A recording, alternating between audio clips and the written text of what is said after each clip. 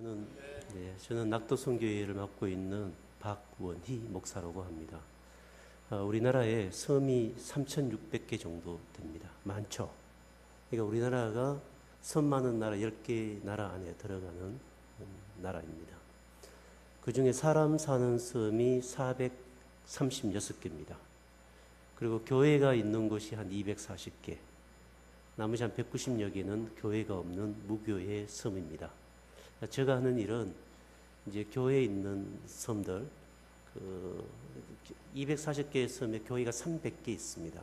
300개 교회 목사님들을 돕고, 또 저희들이 배가 있습니다. 복음선, 이제 지금 세 척이 있는데 복음선을 타고 무교회 지역으로 돌아다니면서 복음을 전하고 예배를 드리고, 그리고 주민들의 구호 물자를 실어다 주고, 그리고 봄, 여름, 겨울로 청년들이나 신학생들을 섬으로 단기 선교를 보내고, 그런 일들을 저희들이 하고 있는 단체입니다. 그러니까 우리나라 섬을 복음화시키는 단체다, 이렇게 보시면 되겠습니다. 이렇게 그 섬을 이렇게 복음화 전하는 그런 단체의 목사인데 이렇게 불러주시고, 특별히 청년들 헌신 예배 불러주셔서 감사합니다. 오늘은 누가복음 4장 16절에서 단락이 30절까지인데, 누가복음 4장 16절 단락을 끊는다면 30절까지인데, 이 30절 말씀 중심으로 흰년의 복음이라는 제목으로 말씀을 나누겠습니다. 오늘 읽어드렸던 누가복음 4장 16절에서 20절 말씀은 누가복음에만 나오는 말씀입니다. 그러니까 마태, 마가, 누가, 요한을 우리는 무슨 복음서? 사복음서라고 하는데, 그 사복음서에는 독특한 그 복음서만이 갖고 있는 사건들이 있습니다. 그죠? 그런데 오늘 여러분과 함께 묵상할 이 본문은 어디에만 나온다고요? 누가복음에만 나옵니다. 왜 누가복음에만 나올까요? 누가복음을 통해서 예수님께서 하신 그 구원의 부유함과 풍성함을 우리에게 알려주고 싶었습니다. 그러니까 마태복음 속에 있는 예수님의 구원의 부유함, 마가복음에 나와 있는 예수님의 구원의 부유함, 누가복음에 나와 있는 예수님의 구원의 부유함, 또 요한복음에 나와 있는 예수님의 구원의 부유함을 우리에게 보여주는 거죠. 다른 말로 하면, 청년들에게 적합하게 말한다면 3D가 아니고 무슨 D? 4D인 거예요. 대구에 혹시 4D 영화관 있어요? 없어요? 있어요? 없어요? 있어요? 예, 있죠. 가보셨어요? 예. 좀 가봐요. 청년들 데리고 이렇게 같이 가시면 좋겠어요. 저기 보시죠. 한번 누가복음 4장 16절부터 한 절씩 한번 볼까요? 예, 시간을 아끼기 위해서.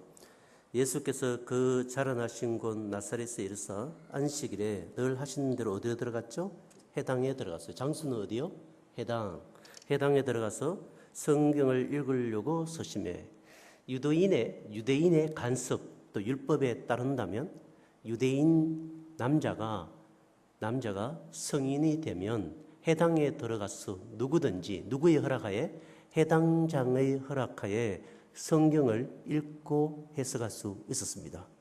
예수님은 이 간섭에 따라, 이 예에 따라 어디에 들어갔죠? 안식일날 회당에 들어가 누구의 허락을 받고? 회당장의 허락을 받고 성경을 읽기 시작했습니다. 성경을 읽으려고 서심해 서서 읽는 거예요. 17절에 선지자 이사야의 글을 어떻게 하거늘? 들이거늘, 이렇게 되어 있습니다. 그럼 누군가가 이사야 글을 들었다라는 것입니다. 누가 들었을까요? 누가요? 여기 보시면 20절에 보십시오. 먼저 20절 건너뛰어 볼까요? 20절에 보면 책을 덮어 그 누구에게? 맡은 자에게 뭐라 되어 있죠?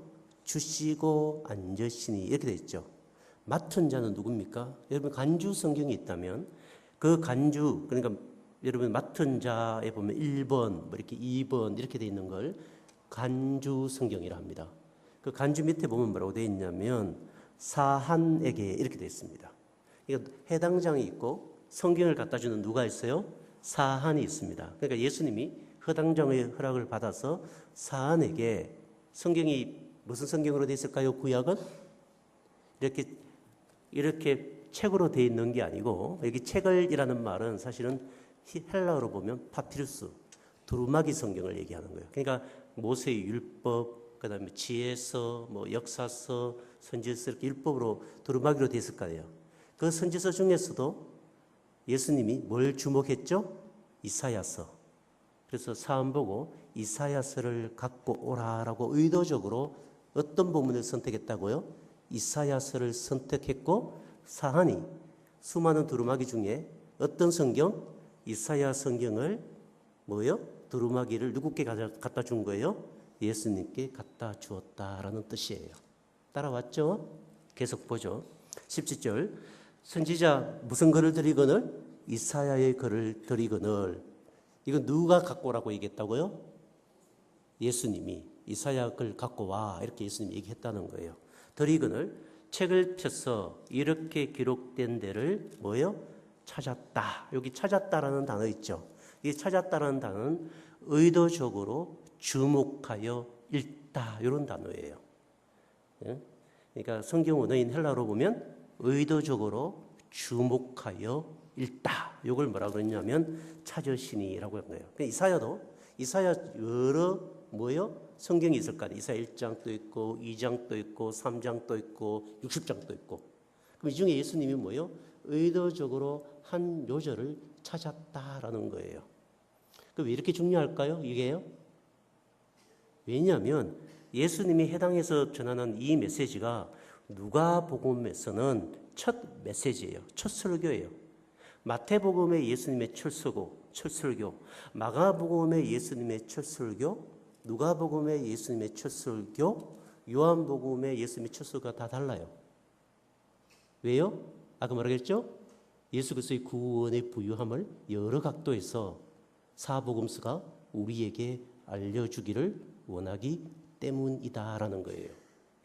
그러니까 우리가 예수님의 구원 이러면 내가 예수 믿고 천국 가는 것, 예수님은 나를 위해서 십자가에 죽으시고 나를 천국 보내주는 것이라고 우리가 구원을 생각하잖아요.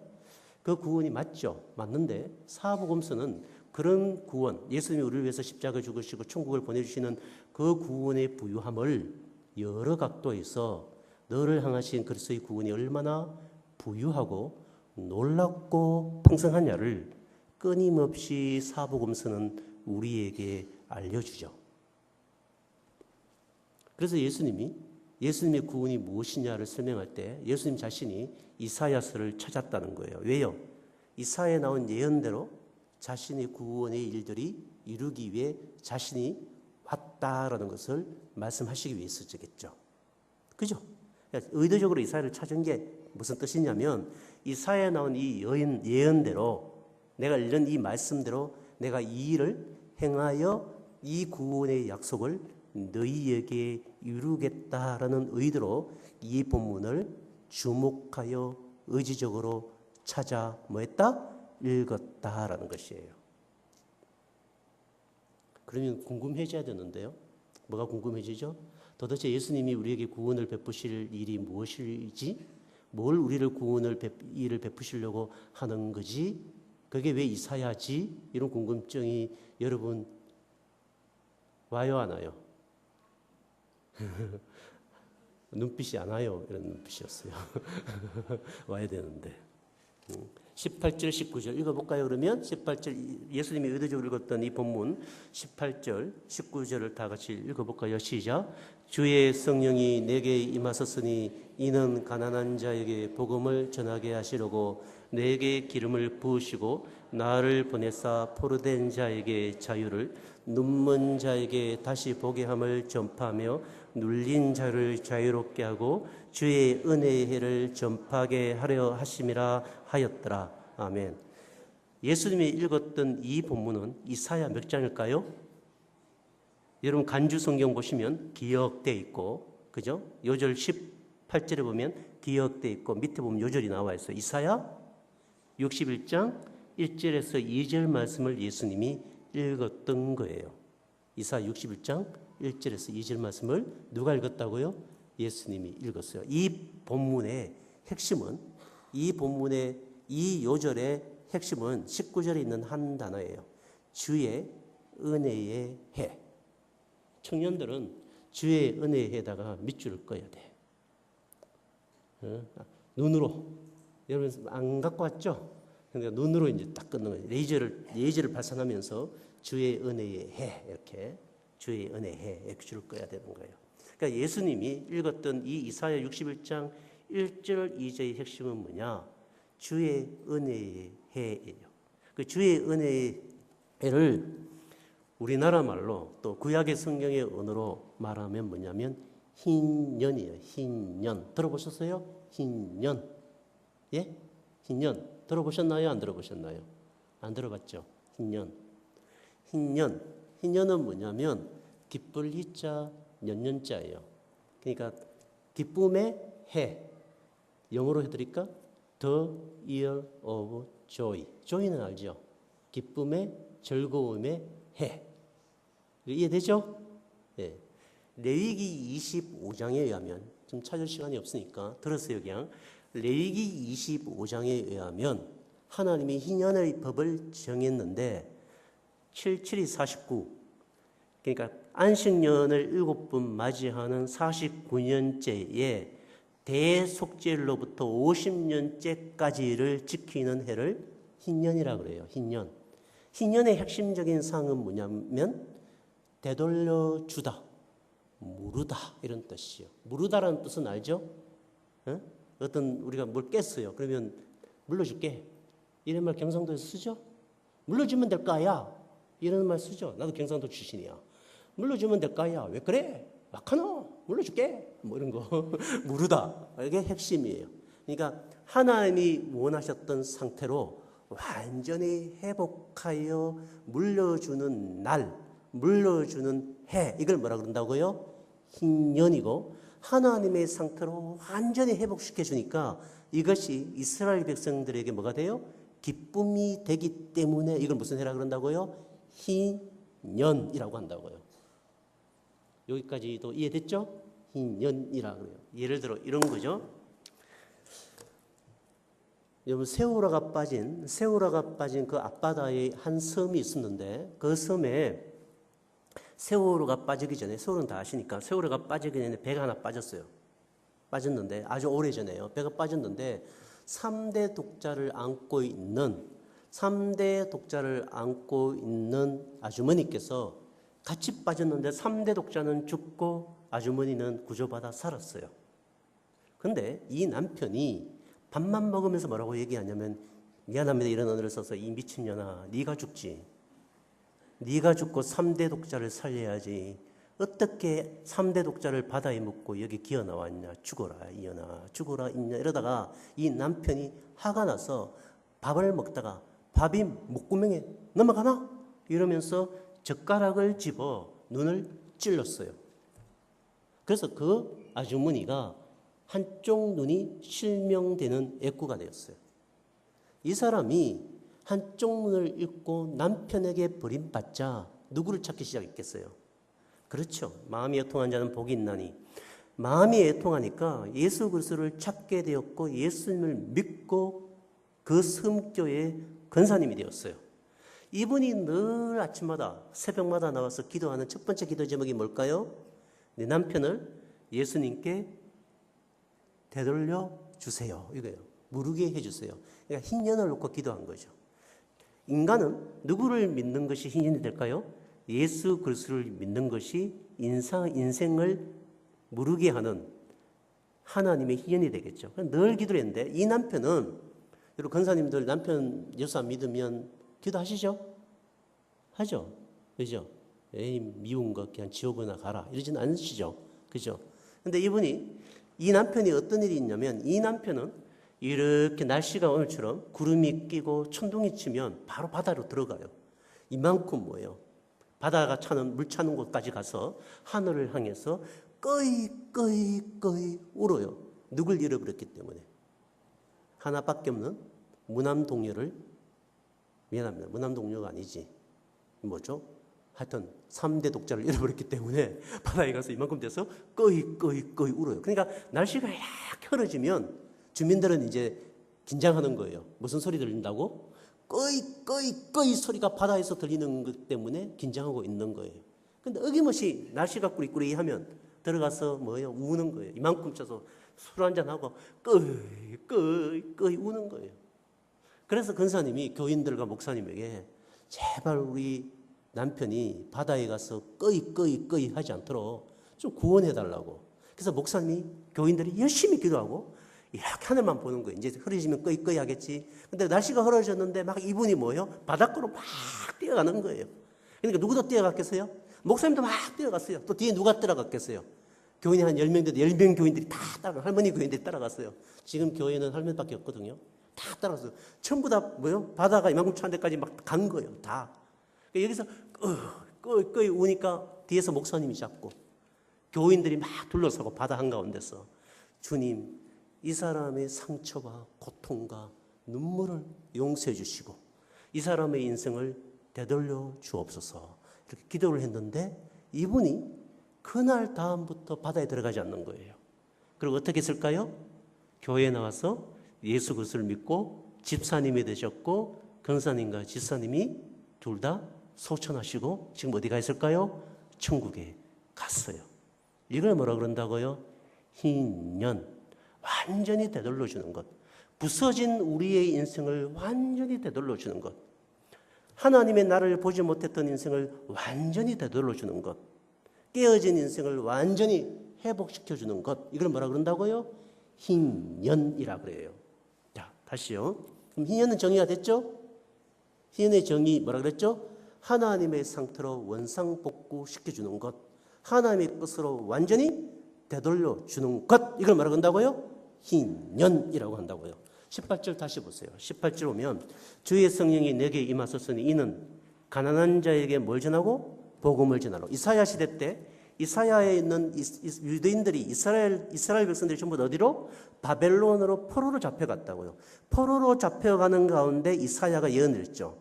그들은 모든 물건들이, 모든 소유가 산산이 깨어져서 텅 빈 가난함이 되었죠. 또 여기 뭐가 되었죠?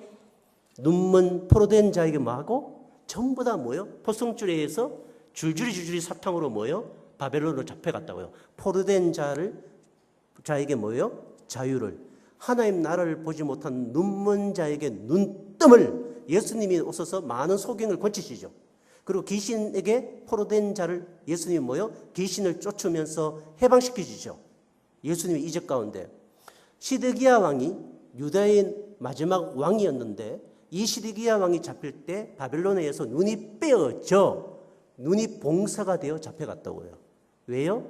하나님 나라를, 하나님의 일하심을 보지 못하는 눈은 눈이 떠여져 있으나 먼 눈이기 때문이죠. 또 보세요. 전파하며 눌린 자를 자유롭게 하고, 이 얘기는 뭐냐면 눌렸다는 것은 산산이, 이 컵을 던져서 산산이 깨어지면 원상복구 불령이죠. 완전히 깨어진 것을 완전히 회복하여 생명 있는 것으로 살아나는 것, 이걸 뭐라 그러냐면 자유라고 해요. 정치적인 자유가 아니라 완전히 깨어진 인생이 하나님에 의해서 완전히 회복되어 하나님의 생명이 있는 채로 살아서 움직여 있는 것, 이걸 뭐라 그러죠? 나사로가 죽음의 무덤에 들어가서 어떻게 되었죠? 붕대를 감았죠. 그가 놓아 주라 이렇게 어떻게 됐어요? 완전히 풀려 붕대를 벗어버리고 뛰어 걸어가죠. 안전뱅이가 일어나 걸어가죠. 이걸 뭐라 그래요? 하나님의 생명이 들어가 완전히 그 삶이 생생히 움직이는 상태, 이걸 뭐라 그러냐면 뭐예요? 눌린 자가 마음에 자유롭게 하며. 이게 전부 다 무슨 내용이죠? 희년이에요. 이스라엘 백성들이 바벨론 포로로 잡혀갈 때 이사야가 희년을 준다라고 얘기했어요. 하나님이 이제 희년을 준다. 몇 년 만에 줄 것이다? 이건 아시네. 70년 만에 하나님께서 너희들에게 희년을 줄 것이다. 그렇게 얘기를 했어요. 그래서 그들이 바벨론 포로로 잡혀갔을 때 하루에 몇 번? 3번씩 기도를 했는데 다니엘처럼 늘 해당에 모여서 그들이 기도했던 기도가 뭐겠어요? 우리에게 뭘 주옵소서? 희년을 주옵소서. 우리 민족이 완전히 원상복구되는 희년, 우리 가문이 완전히 원상복구되는 희년을 주옵소서라고 하루에 3번씩 그들이 모여 기도했습니다. 뭘 떠올리면서? 이사야 61장 1절에서 2절 말씀을 떠올리면서 주여 우리에게 희년을 주옵소서라고 이스라엘이 기도했습니다. 그렇다면 예수님이 이 이사야 61장 1절 2절을 읽을 때 여러분은 왜 이걸 읽는지 생소했지만 그 해당에 모였던 이스라엘 백성들은 이 본문이 무슨 본문인지, 이 내용이 무슨 내용인지 알았을까요? 몰랐을까요? 다 알았다는 거예요. 우리의 주기도문처럼. 우리 너희 주기도문 아니야. 주기도문은 뭐예요? 우리 교회뿐만 아니라 서울에 있는 교회, 부산에 있는 교회, 강주에 있는 교회, 모든 교회가 주기도문 하죠. 근데 주기도문 다 안다고요. 이사야 61장 1절 2절은 유대인들에게 있어서는 너무나 익숙했던, 자기들이 하루에 3번씩 기도했던 그 기도 제목이었어요. 이 해당에서 또 기도했겠죠. 예수님이 이 말씀을 전할 때도. 이스라엘 백성이 70년 만에 바벨론에서 해방이 되어 이스라엘로 돌아왔어요. 희년이 왔을까요? 안 왔을까요? 왔을까요? 안 왔을까요? 안 왔죠. 지금 예수님 당시는 여전히 누구의 식민지죠? 로마의 식민지, 자유가 없었어요. 그러므로 그들의 이 이사야의 기도는, 희년의 기도는 계속되었을까요? 안 됐을까요? 되었죠. 좀 더 어렵게 갈까요?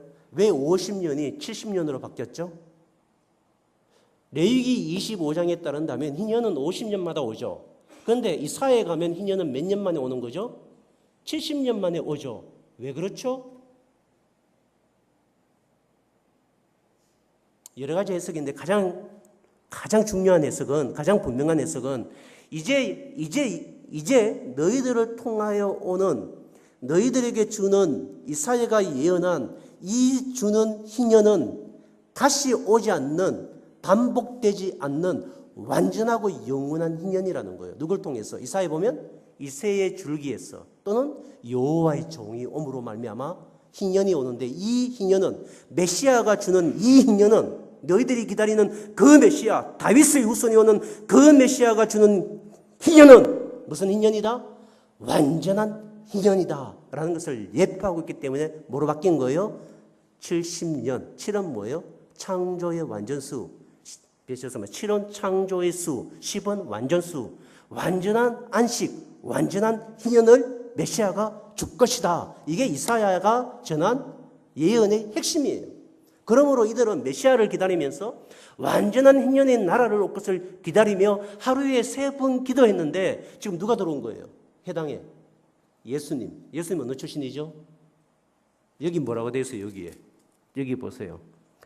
16절에 예수께서 그 자라나신 곳 어디에? 나사렛 출신 예수예요. 예수님 어디에 태어났죠? 베들레헴에 태어났는데 자라기는 나사렛 자랐는데 사람들이 나사렛 예수로 인식했죠. 그럼 생각해 보세요. 나사렛이면 여러분 구약에 의하면, 신약에 의하면 나사렛은 선한 것이 나와요, 안 나와요? 안 나오죠. 요즘 우리나라로 말하면 저기 뭐예요? 전라남도 고흥 어떤 섬이에요. 그리고 중학교 중퇴. 아버지 직업은 뭐죠? 예수님의 아버지 요셉의 직업은 뭐였어요? 목수. 여기 보세요. 몇 절에 되어 있냐면 22절요. 22절. 그 4장 22절 보세요. 그들이 다 그를 증언하고 그 입으로 나오는 바 은혜로운 말을 놀랍게 여겨 이르되, 이 사람이 누구의 아들이 아니냐? 요셉의 아들이야. 여기 그 은혜로운 말을 놀랍게 여겨 이르되, 이 얘기는 뭐냐면 예수님 하신 그 은혜로운 말을 정말 놀라웠다. 진짜 놀라운 말씀이야. 이렇게 들은 게 아니에요. 이걸 제대로 번역하면 서프라이즈가 아니고, 청년들 다 들어보면 서프라이즈가 아니고 어스토니시, 경악했다라는 뜻이에요. 예수님의 이 말을 듣고 유대인들이 전부 다 모여 앉아있던 해당에 있는 모든 사람들이 예수님의 그 말을 듣고 경악했다는 거죠. 왜요? 너 따위가, 네 같은 게 우리 민족에 뭘 줄 수 있느냐? 희년을 줄 수 있느냐라고 경악했다는 거예요. 왜요? 어떤 출신? 저 전라남도 고흥군 청산면 중앙리 동백리 출신이기 때문에. 여러분 대구 출신이죠.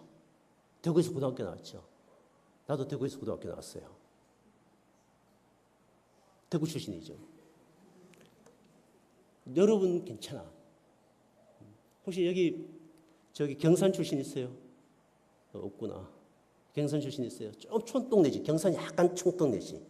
영주? 약간 더 촌동네. 청송? 좀 더 촌동네. 진보? 촌동네죠. 거기서 선한 것이 나와요? 그리고 아버지 직업은 뭐요? 목수는 그 당시에 백정이에요. 백정. 이런 자가, 초라하고 남루한 자가 내가 희년을 이루겠다고 나와 있어요. 희년을 이루겠다. 21절에 보세요. 이에 예수께서 그들에게 말씀하시되 이 글이 오늘 너희 귀에 뭐하였다? 응하였다는 성취하였다라는 거예요. 내가 희년을 성취하기 위해 왔다 이런 뜻이에요. 그러니까 이들이 경악하고 네 같은 게 어디 이래서 예수님을 이 본문 뒤에 보면 죽이려고 어디로 내미는 거예요. 낭떠러지로 내미는데 한 발짝만 더 나아가 예수님을 밀면 낭떠러지에 죽는데 한 발짝 더 나아가서 예수님을 못 밀어요. 이건 누가복음의 기록이죠. 왜 못 밀었을까요? 낭떠러지까지 몰고 갔는데 한 발짝 딱 가면 예수님 딱 밀어갖고 예수님이 낭떠러지 쭉 떨어지는데 그걸 못했어요. 왜 그럴까요? 여러 해석이 있지만 가장 신빙성 있는 해석은 안식일날은 걷는 숫자가 제한되어 있었어요. 그러니까 이놈들이 해당에 모인 인원들이 예수님을 죽이려고 이런 경망스러운 말을 하는 이 예수님을 죽이려고 밀면서 발자국 수를 세알렸을까요? 안 세알렸을까요? 헤아렸던 거죠. 한 발짝만 더 움직이면 뭘 위반하게 되는 거죠? 율법을 위반하기 때문에 거기서 딱 멈춘 거예요. 누가복음이 왜 이걸 기록해 놨을까요? 하나님의 약속, 하나님의 말씀의 성취는 누구만이 할 수 있다? 예수님만이 할 수 있으며 하나님의 그 예언과 그 말씀을 예수님이 성취하기 전까지는 희년을 이 땅에 완전히 주기 전까지는 예수님은 뭐예요? 너희들이 함부로 죽일 수 없다라는 것을 보여주는 거죠. 앞당겨서 적용 좀 할까요? 여러분 예수님 믿으세요? 안 믿으세요? 믿어요? 안 믿어요? 믿죠? 그럼 제가 다시 묻겠습니다. 누가복음식으로 묻겠습니다. 여러분이 예수를 믿는 순간 여러분 속에 예수님이 희년을 주시는 걸 믿어요? 안 믿어요? 여러분 안 믿어요. 죄송하지만 제가 볼 때는. 왜요? 예수님 너무 초라하거든요. 여러분 눈에는. 예수님 너무 초라하죠. 예수님 나에게 도대체 해준 게 뭐지? 예수님 내 인생을 들어왔다고 했는데 내 인생을 통하여 이루신 일이 뭐지? 여러분 반문할 거예요. 여러분 어떤 문제가 부딪혔어요. 여러분 어떤 인생의 문제 갈등이 터져왔어요.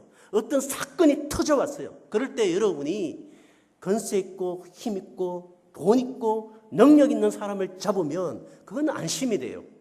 그런데 예수님을 잡는다? 예수님이 내 속의 인생의 주인이다?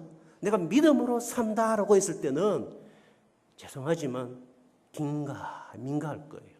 정말 예수님이 내 인생의 희년을 책임질 수 있는 분일까라고 생각할 거예요. 좀 더 심각하게 해볼까요? 여러분 자녀가 그냥 고등학교 중퇴했어요. 근데 교회는 나와요. 고등학교 중퇴했고 별로 안 똑똑해요. 능력도 탁월하지 않아요. 근데 여러분이 보실 때 얘는 예수님을 믿고 예수 그리스도께서 희년을 주신 아이이기 때문에 이 아이를 통하여 하나님이 이루실 희년은 분명히 이루어진다는 것을 믿음으로 받아들이면서 전혀 짜증 안 내고 그 아이를 향하여 굳센 믿음을 갖고 믿음으로 이야기를 하시나요? 아니면 네 같은 거 왜 태어났니? 이렇게 얘기하시나요? 아무도 반응이 없으시네. 저희 애가 뒤에서 한 3번째 정도 합니다. 뒤에서, 앞에서 3번째가 아니고 우리 아들놈이 뒤에서 3번째 하는데요. 걔는 시험 잘 쳤다 그래요. 그럼 몇 점? 이러면 65점이에요. 놀랍지 않으세요? 그럼 저 왜 잘 쳤니? 그러면 자기 뒤에 한 3명이 있대요. 놀랍죠? 굉장히 밝고 굉장히 씩씩한데 그 점수를 받아오면 자기 엄마는 불이 나요. 입에서 불이 나가요. 뭐 이런 게 뭐 하려고 아유 이렇게 나가요. 그때 그 아이를 붙들고 하나님이 이 아이에게 하나님의 희연이 주신 예수가 주인 것을 저는 믿습니다. 이 아이를 통해서 무에서 유를 창조하신 우리 주 예수께서 이 아이에게 주신 그 희연을 성령으로 말미암아 이루실 것을 내가 믿습니다. 그 축복을 이 아이에게 허락하여 주옵소서. 이렇게 기도하는 세대기, 이렇게 기도하는 어머니가 몇 명이나 될까요? 그런 어머니 청년들 경험해봤나? 없지. 네 같은 게 왜 태어났니? 이런 얘기가 훨씬 많죠. 그러려고 말은 못하지. 나가면 이제 혼나니까. 제가 볼 때는 이게 굉장히 믿기 어렵다는 거예요. 제 얘기는. 그러나 여러분, 제가 시간이 많이 흘렸기 때문에 그러나 여러분 명심하십시오. 예수님이 여러분에게 돌을 때, 예수님을 여러분이 영접했을 때 누가복음에 의하면 이미 여러분의 희연을 이루시는 주가 되어 여러분 속에 들어와 있다는 것입니다. 그걸 믿으시고 미래를 대면하셔야 합니다. 제가 청년들에게 얘기합니다. 여러분 수많은 스펙 쌓는 것, 영어 공부 열심히 하는 것, 여러분이 또 여러분의 기술을 익히는 것 다 중요해요. 저는 무시하지 않습니다. 그러나 여러분 믿으셔야 됩니다. 여러분이 예수 그리스도를 영접하는 순간 여러분의 과거와 현재의 모든 인생을 십자가의 피로 사신 예수께서 여러분의 인생 안에 희년으로 들어와 그 희년의 일을 하신다는 것을 믿으셔야 돼요. 아무도 아멘 안 하잖아요 지금. 그걸 믿고 인생을 대면하셔야 돼요. 예를 들어 하나만 더 보죠. 18절. 그러면 희년의 인생을 살기 위해서는 어떻게 해야 되는가? 두 가지예요. 18절에 보면 좀 더 시간이 있으면 좀 더 깊게 다루겠지만 지금 지나가야 되겠죠. 18절에 보면 주의 성령이죠. 이게 이사야 61장 1절하고 비교해 보면 이사야 61장 1절에는 여호와의 영 이렇게 되어 있어요. 이걸 누가가 성경 기자 누가가 성령으로 18절을 구약에서 인용할 때는 어떻게 인용했냐면 주의 성령으로 바꿨어요. 왜 그럴까요? 희년의 약속을 누가 다 이뤘기 때문에, 예수님이 이뤘기 때문에 주라는 단어로 바꿔요. 아무도 안 놀랬어. 내가 눈빛을 보니까 아무도 안 놀랬고 아무도 서프라이즈 하지 않았어요. 다시 청년 잘 봐. 저 눈을 보세요. 여러분이 예수를 뭐로 믿죠? 예수는 그리스도, 예수는 주. 이렇게 찬양하죠. 예수님은 나의 무엇입니다? 주이십니다. 예수님은 나의 메시아고 그리스도이십니다. 이렇게 얘기하죠. 여러분이 주라고 고백하는 것은 뭔지 아세요? 당신은 모든 희년을 하늘과 땅, 과거와 현재, 미래, 이 민족의 역사까지 모든 희년을 이루신 만왕의 왕이시며 희년의 왕이신 주이십니다라는 것을 고백하는 거예요. 그건 뭐냐면 여러분들이 어떤 사건을 만났을 때 주여라고 부르는 순간 이 사건을 하나님의 것으로 만들어 주옵시고 희년의 사건으로 만들어 주옵소서라는 여러분의 심령 속에 터져나오는 고백이 주라는 뜻이에요. 그런데 어떤 문제를 받았는데 주여는 하는데 믿지는 않죠. 그러면 안 되는 거예요. 그러면 여러분은 이 세상이 흘러가는 대로 살아가는 인생이에요. 산산이 부서진 인생을 살려내지 못하고 눈먼 인생을 살려내지 못하며 포로된 인생을 만났을 때 희년의 능력이 없는 사람은 그 사람을 그 포로된 인생 속에 과거의 상처, 발목 잡고 있는 상처, 묶어진 상처, 묶어진 인생을 여러분이 만나면 여러분에게 예수는 주, 그 희년의 능력이 들어있기 때문에 여러분을 만나는 순간 그 사람의 삶이, 그 사람의 인생이, 그 사람의 사건이, 그 민족의 인생이 풀려 희년의 인생, 희년의 사건, 희년의 나라로 바꿀 능력을 여러분이 주를 모신 그 순간 그 능력을 갖고 있음에도 불구하고 전혀 그렇게 하지 못할 때 여러분 속에는 메시아, 우리가 믿는 구세주가 주이신 사건을 세상 사람들은 경험하지 못합니다. 그 비참한 거예요. 내 인생, 예수가 주이라는 것은 고백하는데 내 인생이 하나님의 인연 안에 완전히 들어있다는 사실을 믿지 못할 때 나의 지혜와 나의 인맥과 나의 스펙에 의존하여 그것이 깨트러지면 끊임없는 비굴하고 열등감, 비교식 속에 잡혀 졸룩바리처럼 살아가는 인생이 된다고요. 이게 안 믿어지죠? 예수님이 내가 인을 주러 온 주다, 이사야의 예언을 성취하러 온 주다라고 예수님이 해당에 들어와서 선포했는데 어느 누구도 안 믿고 누구를 죽이려고 했어요? 예수를 죽이려고 한 것처럼 오늘 우리도 우리 인생 속에 내가 너에게 희년을 베풀어주는 주다라고 얘기하는데 우리는 믿지 못하는 순간 누구를 죽이는 거냐? 예수님을 내 인생의 절벽에 미는 인생이 된다고요. 그렇게 살고 싶으세요? 제가 하는 일 중에 하나가요, 섬에 있는 목사님들 150분에게 바람이 경상도 사람에서 안 돼도 용서해 주세요. 살을 보내줘요. 20kg짜리 살을. 왜 보내주냐면 어떤 결혼식을 하신 분이 축의금 대신 살포대를 받았어요. 그중에 100포대를 받았는데 50포대는 다른 사람 주고 50포대는 저에게 들고 왔어요. 목사님, 이 살포대를 목사님 마음대로 쓰세요. 그래서 제가 50포대를 섬 목사님 50분에게 드렸는데 제가 섬에 내려갔는데 목사님들이 너무 행복해하는 거예요. 너무 좋아하는 거예요. 제가 물어봤어요. 왜 이렇게 행복해하냐고. 섬에 있는 목사님들이 100분 정도가 40만 원 이하의 생활비로 살아요. 200분 정도가 100만 원 이하의 생활을 살아요. 300분 중에. 이분들이 죄송합니다, 살뚝에 살이 떨어지는 경험을 늘 하시는 거예요. 그러니까 제가 살을 보내주니까 너무 좋아하시는 거예요. 그래서 제가 이것을 하나님이 무슨 사건으로 받아들였을까요? 희년의 사건으로 받아들이고 제가 기도했어요. 하나님, 40만 원 이하의 생활을 하는 이 목회자들에게 3개월마다 한 번씩 살포대를 보낼 수 있도록 주님, 저에게 그 희년의 역사를 이루어 주옵소서라고 제가 기도를 했는데 지금까지 매달 몇 포대? 150분의 목사님에게 150포대의 살을 매 3개월마다 보내고 있어요. 지금까지 몇 포대를 보내냐면 2,000포대. 작년부터 시작했는데 2,000포대를 보내고요. 2,000포대를 이번 주까지 제가 보냈어요. 제가 가졌어요? 제가 있었어요? 아니요. 그 벌판이죠. 제가 뭘 믿죠? 희년의 주요. 그 주를 내가 믿고 있다는 사실을 믿고 있기 때문에 이 일이 이루어지죠. 또 한 가지 얘기를 해드릴까요? 어떤 한 회사원이 전자회사에 다니는 회사원인데 이 회사원이 회사에서 쿠폰을 주는데 이 쿠폰을 모아보니까 전기밥솥 하나를 살 수 있는 쿠폰이 모아졌어요. 그래서 이분이 저에게 전기밥솥 하나를 들고 왔어요. 목사님, 이거 목사님 필요한데 쓰세요라고 전기밥솥 한 통을 갖고 왔어요. 제가 선 목사님에게 전기밥솥 필요하신 분 사모님 얘기하세요 그러니까 10분이 신청했어요. 하나 받았는데. 그래서 제가 이분들이 왜 전기밥솥이 필요하지? 그러면서 하여튼 한 분을 보내줬어요. 그럼 9대를 못 보내줬잖아요. 근데 이 이야기를 듣고 어떤 분이 또 10개를 기정했어요. 그래서 제가 9개를 보냈는데 이번엔 30분이 또 신청을 했어요. 제가 또 기도했는데 또 30개가 들어왔어요. 그래서 총 몇 개를 보냈냐면 64개의 전기밥솥을 보내줬어요.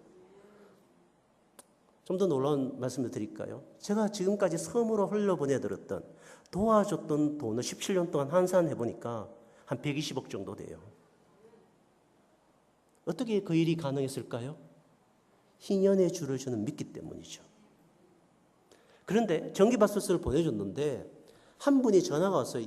저는 얼굴을 모르는 사모님인데 저희들이 한 150분 목사님을 돕고 있는데 그중에 80분은 제가 얼굴을 몰라요. 근데 사모님이 뭐라고 전화 왔냐면 목사님 밥하면 피피 소리 나죠. 그 소리 날 때마다 바구니 저희는 바구니잖아요. 바구니 소리가 들린 듯 하더래요. 그래서 목사님에게 전화를 해야 되겠다면서 밥 짓는 순간에 전화를 한 거예요. 목사님, 제가 너무 감사했어요. 이게 천사가 보내줬는지 예수님이 보내줬는지 도대체 바구니가 예수인가 천사인가 그런 생각이 다 들어요. 목사님 고마워요. 그러니까 제가 좋은 것도 아닌데요. 사모님 이러니까 이분이 예배를 드리잖아요. 예배를 드리면 옛날에 전기밥솥이었기 때문에 가스레인지에 밥을 했는데 예배를 못 드렸다는 거예요. 왜요? 교인들이 나와서 밥을 먹어야 되는데 이게 탈까 봐. 그래서 옆에서 가스레인지 지켜보다가 사모님이 예배를 왔다 갔다 그러니까 부엌에 갔다가 예배 드렸다가 이래서 온전한 예배를 못 드려 너무 속상하면서 전기밥솥 주세요 이랬는데 전기밥솥이 왔다는 거예요. 어떤 한 분은 폐암 걸린 사모님이신데 폐암에 가스레인지 안 좋은 거 아시죠? 가스가 안 좋은 거 아시죠? 폐암 걸렸는데 자기도 전기밥솥 하나 있으면 좋겠는데 전기밥솥 하나 있으면 좋겠는데 하는데 왔다는 거예요. 어떻게 알고 왔느냐는 거죠, 저보고.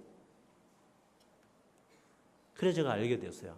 하나님이 전기밥솥을 저한테 하나를 주실 때 64명의 사모님에게 전기밥솥을 줄 것을 이미 그 하나 속에 주신 거라는 거죠. 왜요? 사모님의 희년을 이루시기 위해 저를 도구로 사용하신 거죠.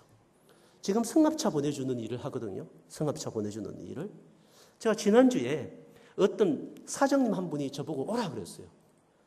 쭉 가니까 자기 회사에서 1,000만 원을 모금했는데 이 1,000만 원을 보는 순간 박원이라는 제 이름이 생각났다는 거예요. 놀랍지 않으세요? 이분 저하고 안 친해요. 여러분 교회처럼 제가 그냥 가서 설교 한 번 한 교회예요. 자기가 뒤에 앉아있었대요. 그 장로님이요. 저 설교 듣고. 그런데 몇 년이 지나고 난 뒤에 그 1,000만 원을 보는 순간 이거 누구 줘야 되는데 누구 주지 이런데 박원희가 생각났다는 거예요. 그럼 목사님 이 돈으로 뭐 하실 거예요? 그래서 제가 승합차 사줄 거예요. 그러니까 목사님 알아서 쓰세요. 줬어요. 저에게. 지금 2,800만 원짜리 승합차, 새 승합차가 마련되어서 계약을 어제 했어요. 섬 10명의 할머니들이 3년 동안 뭘 기도했을까요? 제가 물어보니까 3년 동안 할머니들이 만 원씩, 한 달에 만 원씩 내면서 우리 교회에 승합차 주세요. 우리 교회에 승합차 주세요. 그렇게 3년 동안 기도했대요. 할머니 10분이요. 매 주일마다 교회에 모여갖고. 그래서 제가 승합차 드린다 그러니까 할머니들이 막 박수치고 막 춤췄대요. 그러면 여러분 제가 움직인 게 저 때문에 움직인 거예요? 그 할머니 기도 때문에 움직인 거예요? 그 장로님이 1,000만 원 받는 순간 박원이 생각난 게 저 때문에 난 거예요? 할머니 기도 때문에 생각난 거예요? 뭘 이루시려고? 승합차를 통하여 너희 기도가 응답이 되며 너희 삶의 희련을 이루시는 예수가 주이시며 너희 교회의 주인이시라는 사실을 그 청산중앙교회에 보여주기 위해 하나님이 희년의 일을 이루시는 거죠. 사랑하는 청년들이요, 여러분이 뭘 부대껴야 되는지 아세요? 여러분이 어떤 사건과 어떤 만남과 어떤 일이 부대끼면 그 사건 속에 희년을 이루시는 주가 나의 주구나. 그 만남 속에 희년을 이루시는 주가 예수구나. 내 상처 속에 아물게 하시며 내 상처를 회복하여 완전히 살아있는 하나님의 것으로 만드는 분이 누구시구나? 예수이시며 그 예수가 주가 되셔서 나의 희년을 완전히 이룬 인생으로 만들어 놓으셨구나라는 것을 여러분이 누리게 될 때 여러분의 미래는 여러분의 가진 것으로 해결하거나 여러분이 갖고 있는 어떤 가문의 능력으로 해결하려고 하는 것이 아니라 무엇으로? 믿음으로 해결하려 하며 그 희년의 능력을 가질 때 역사 앞에서 당당하고 여러분 친구 앞에서 당당하고 어떤 공동체를 만나도 여러분의 탁월함을 보여주는 리더십 가진 사람으로 살아가는 것이 아니라 희년의 능력을 가지신 예수가 나의 주이십니다를 보여주는 인생으로 여러분이 공동체를 대면하게 되어 있다라는 것입니다. 이거 진짜 믿으세요? 이 희년을 위해, 이 희년을 주시기 위해 예수님은 십자가에서 죽으셨습니다. 그리고 부활하셨습니다. 그리고 여러분 안에 지금 성령으로 살고 계십니다. 이 희년의 주를 잊지 말고 이 희년의 복음을 나의 복음으로 받아들여 청년의 때를 멋있고 복음의 능력으로 아름답고 그 복음의 능력으로 나만 아니고 나를 만나는 사람까지 살려내는 멋진 청년들이 되시기를 축원합니다. 꼭 그런 청년들이 되세요. 부탁입니다. 부탁. 힘 빠져갖고 희발이 하나도 없고 말이지. 눈은 침침하고 말이지. 왜 그렇게 살아요? 예수님이 살아계신데 여러분의 인생 속에 여러분의 인생이 핏값으로 사셨잖아요. 과거, 현재, 미래의 모든 인생을 예수님이 십자가에서 다 샀잖아요. 여러분 인생 여러분께 아니라 누구 것으로 만들어 놓은 거예요. 예수의 것으로 만들어 놓았는데 만나보면 힘이 하나도 없고 눈에 빛이 하나도 안 나고 뭔가 일을 던져 놓으면 그냥 마지 못해 하는 그런 청년 되지 말고 대구를 움직이고 이 민족을 움직이고 이제 아르헨티나도 간 다음에 남미를 움직이고 이 세계를 성령의 불로 움직이는 희년의 능력을 가진 청년으로 여러분 우뚝 서는 여러분이 되시기를 축원합니다. 기도하겠습니다. 사랑하는 주님, 우리 남원교회 청년회를 축복하여 주옵소서. 성령으로 기름 부어 주옵소서. 성령의 능력으로 기름 부어 주십시오.